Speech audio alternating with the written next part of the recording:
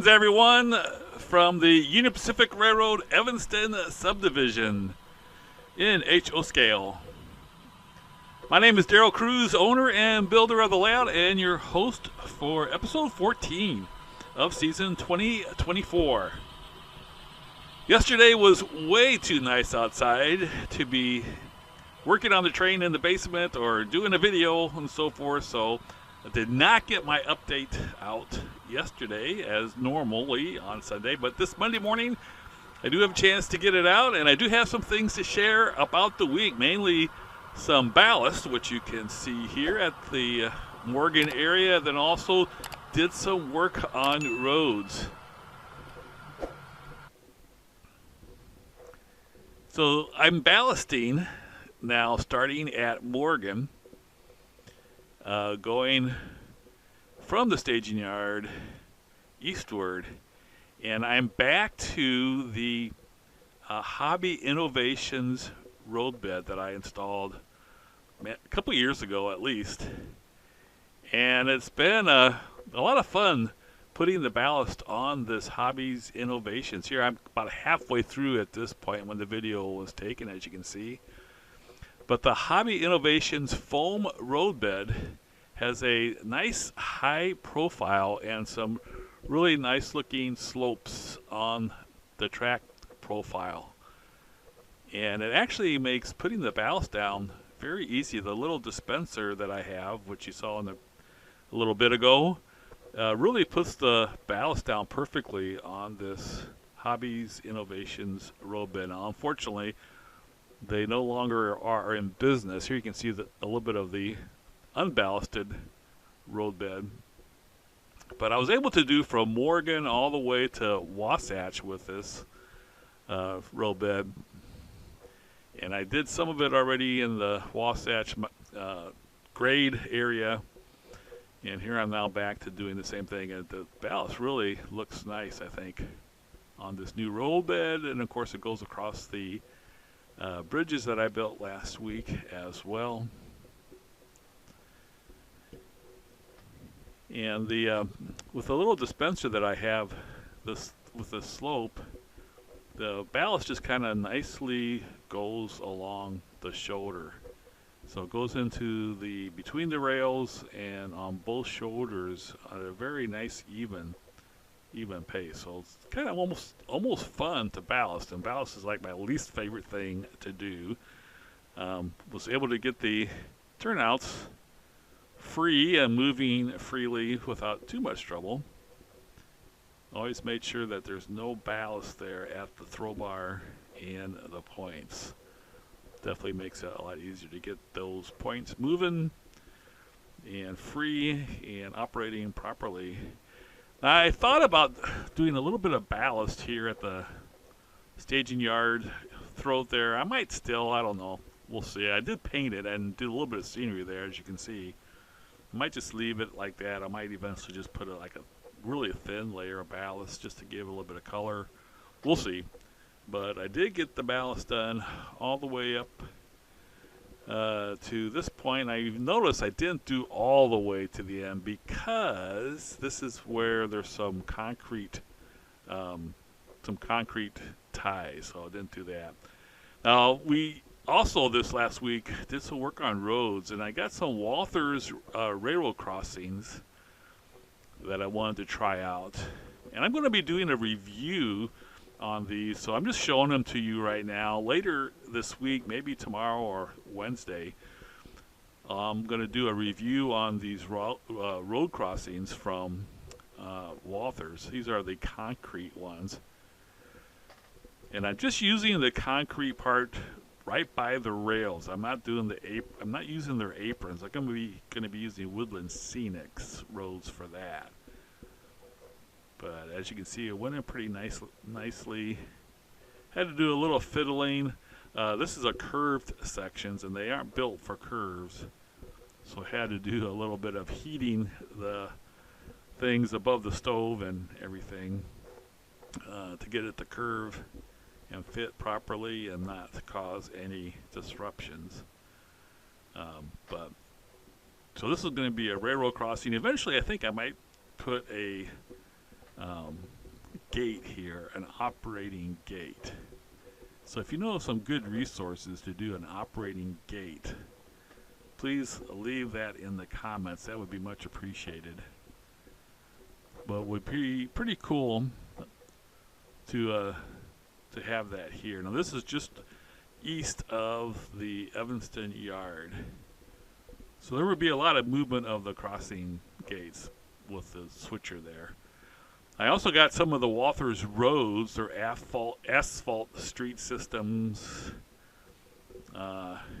with the curbs and everything. And I'm going to, in that review for the crossing, I'm also going to include the review of this road system. And I think it's going to work out pretty good. I did the asphalt. Now, right now, it's way too black. It definitely needs paint. For one thing, the asphalt, you wouldn't have those joints. I'm hoping when I paint it, those joints won't be nearly as obvious. I'm going to use some Woodland Scenics paint on there. And definitely need to lighten it up, try to match the color of the roads with the color of the roads in the picture.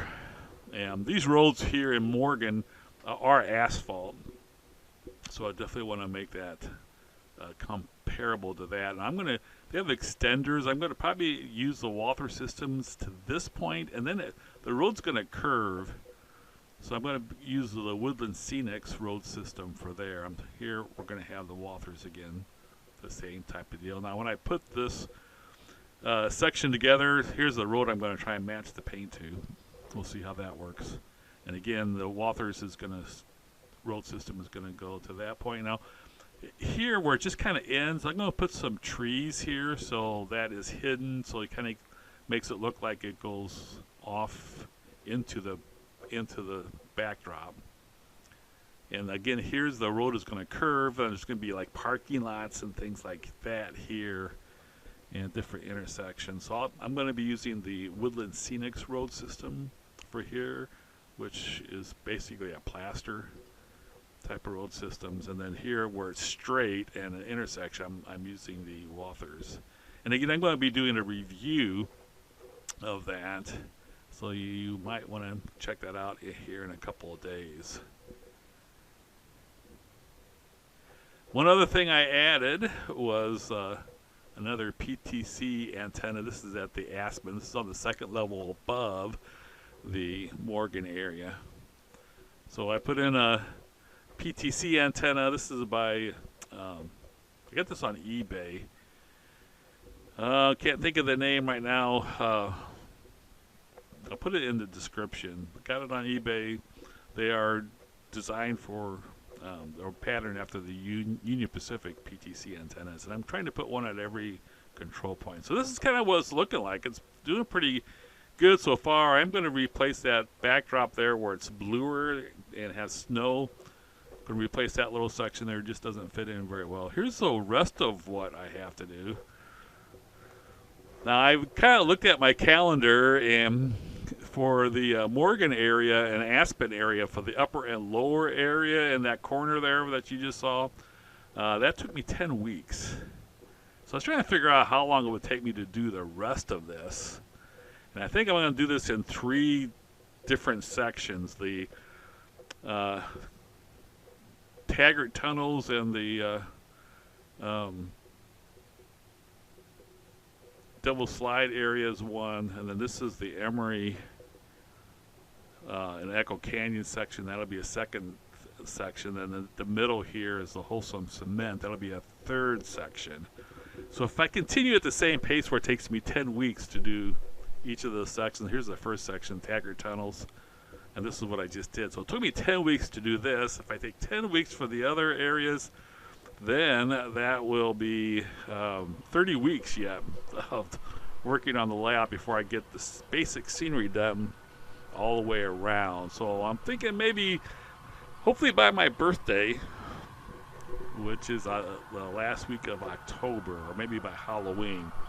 I had the Golden Spike around that time in October of 22. So hopefully in by Halloween of 24, we'll have the basic scenery done all the way around, and then we'll definitely start working on some weathering of rolling stock. All right, let's watch some trains going through this newly ballasted area.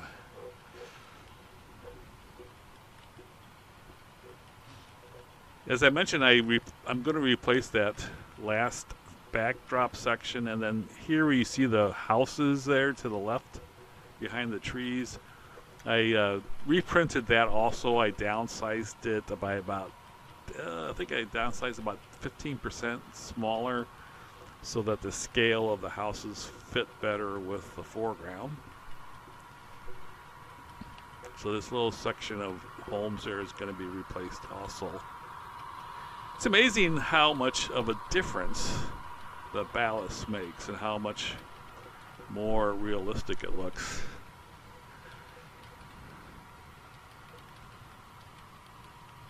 This whole area is really turning out a lot better than I thought it was going to. The backdrops really make it look nice. I had forgotten how much mountains there were in the backgrounds around Morgan.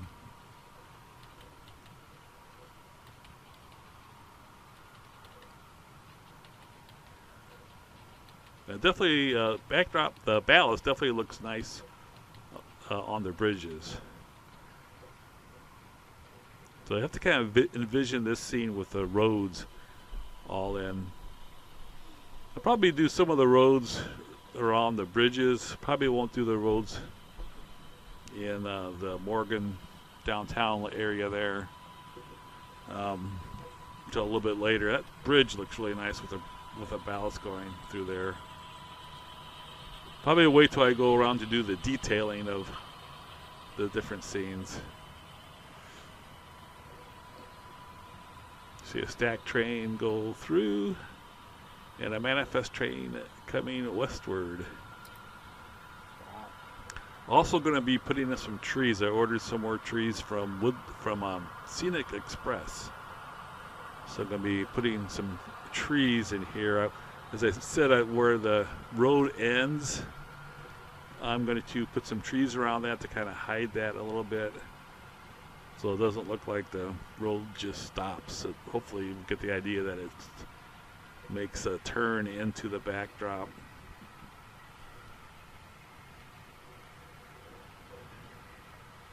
And I think one thing about towns, even though the Utah-Wyoming area here does not have a lot of trees, when you get to a town, you know, people plant trees and cities plant trees, and so there definitely will be, you know, a little bit more trees going in here.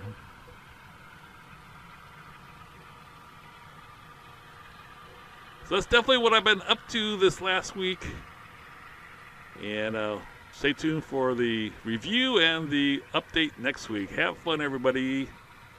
Enjoy model trains. Take care.